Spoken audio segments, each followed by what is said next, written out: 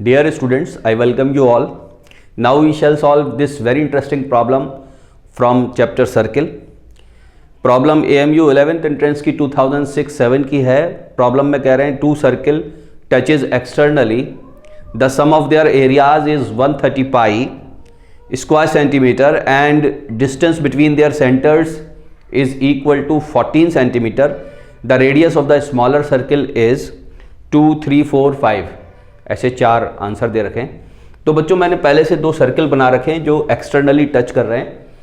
इसमें दोनों सर्किल के जो रेडियस हैं वो एक का छोटा है एक का बड़ा, हालांकि मैंने बराबर बनाए. इससे कोई फर्क नहीं पड़ेगा.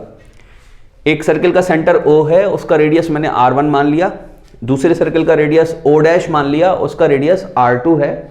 तो इसमें R की जो वैल्यू है वो छोटे वाले सर्किल की वैल्यू निकालनी है हमें. जहां ये टच हो रहे हैं वो पॉइंट को A बोल दिया मैंने. ठीक है, थोड़ा सा कंस्ट्रक्शन कर लेते हैं. O और O' को मिला देते हैं. तो कॉन्सेप्ट क्या है बच्चों कि अगर सर्किल इंटरनली एक्सटर्नली टच कर रहे हैं और उनके सेंटर्स को अगर मिला दें तो जो पॉइंट ऑफ टच है या जहां पर दोनों सर्किल टच हुए हैं वो पॉइंट इस लाइन सेगमेंट पर आएगा जो सर्किल के आपके सेंटर्स को मिलाने पे बनेगा. यानी आप ये कह सकते हैं O' R कोलिनियर. ये जो है ये तीनों पॉइंट कैसे हैं? कोलिनियर है. ठीक है, तो इससे हमको एक बात ये पता लग जाएगी कि O और O' के बीच का जो सेंटर है जो कि हमको 14 गिवन है. कितना गिवन है बच्चों? 14 गिवन है. ये एक्चुअली में OA एक रेडियस है R1 और O' दूसरा रेडियस है R2. That is R1 plus R2 is equal to 14. और ये हमें एक बहुत इंपॉर्टेंट चीज मिल गई. Distance between centers of the circles which are touches externally will be equal to the sum of their radii. ठीक है, तो दोनों के रेडियस का सम 14 है एक्चुअली में जो दे रखा है. अब इसके सम ऑफ एरिया पे आते हैं. तो पहले सर्किल का जो एरिया होगा बच्चों वो होगा पाई R1 स्क्वायर, दूसरे सर्किल का एरिया होगा पाई R2 स्क्वायर. और इन दोनों के सम का जो वैल्यू दे रखी है वो कितनी दे रखी है? 130 पाई स्क्वायर सेंटीमीटर. तो आप देखेंगे पाई दोनों तरफ है और हम कैंसिल आउट कर सकते हैं.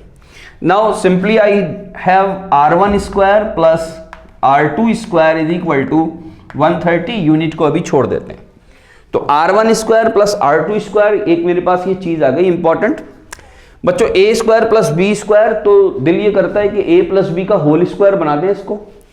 तो इसको A प्लस बी का होल स्क्वायर कैसे बना सकते हैं? R1 प्लस R2 का होल स्क्वायर. तो मैंने इसके अंदर अपनी तरफ से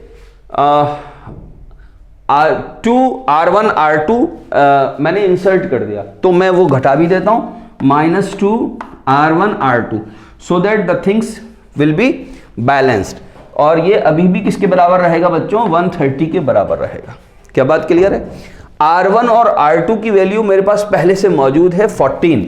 इक्वेशन 1 से मैं यहां रख दूंगा तो ये 14 square -2 R1 R2 is equal to 130. You see, अब हम सीधे इस प्रोडक्ट को कैलकुलेट कर लेते हैं.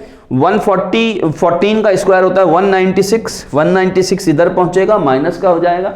130 को घटा देंगे उसमें से तो आपके बचेगा 36. ठीक है, 66 बचेगा. 2 से डिवाइड कर देंगे तो बचेगा 33. तो R1 R2 की वैल्यू जो आ गई बच्चों मेरे पास, R1 R2 की वैल्यू मेरे पास आ गई 33 और R1 प्लस R2 की वैल्यू मेरे पास पहले से मौजूद है 14. क्या मेरी बात समझ में आती है?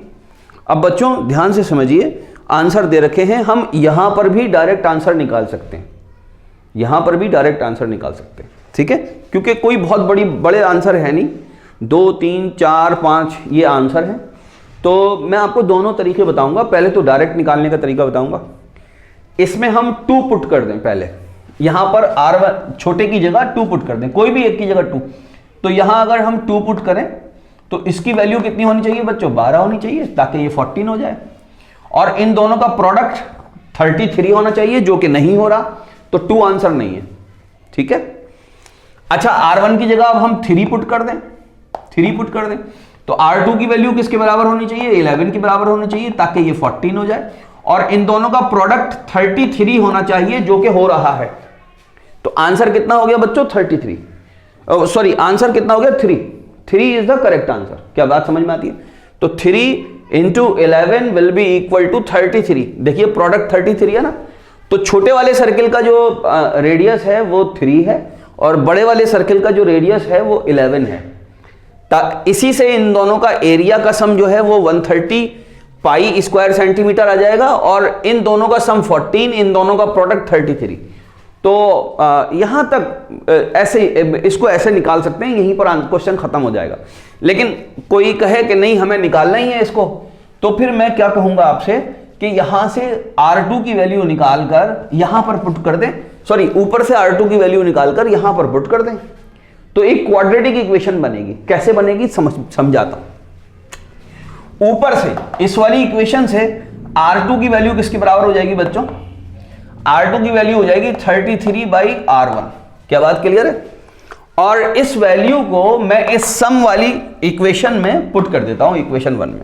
तो इक्वेशन 1 को बच्चों मैं दोबारा लिख रहा हूं, ध्यान से समझिएगा। देखिए R1 प्लस R2 की जगह डायरेक्ट ये लिख देता हूं, 33/R1 is equal to what, 14, right. R1 का मल्टीप्लीकेशन कर दें, R1 square plus 33 is equal to R1 उधर पहुंच जाएगा 14R1। तो क्या हो जाएगा बच्चों, R1 square minus 14R1 plus 33 is equal to 0। Quadratic equation बन गई। R1 की वैल्यू निकालने के लिए हमें क्या करना पड़ेगा बच्चों, फैक्टर्स करने पड़ेंगे। R1 square minus 11R1 minus 3R1 is plus 33, ये बच्चों प्लस है, इज इक्वल टू 0। चलिए फैक्टर होने के लिए तैयार हो गए। R1 को कॉमन ले लें, R1 माइनस 11 माइनस 3 कॉमन ले लें, R1 minus 11 is equal to 0। From here you can see that R1 की जो वैल्यू है या तो 11 आएगी या 3 आएगी। तो एक R1 की वैल्यू है, एक R2 की। छोटी वाली जो वैल्यू है वो छोटे सर्किल की है, और बड़ी वाली वैल्यू बड़े सर्किल की है। तो हमसे क्योंकि स्मॉलर सर्किल का रेडियस पूछा है, तो हम वैल्यू क्या लिखेंगे R1 की, R1 is equal to 3 centimetre. That is the answer is R1 is equal to 3 centimetre. तो option B is the correct answer. Okay बच्चों, नोट कर लीजिए। Thank you very much.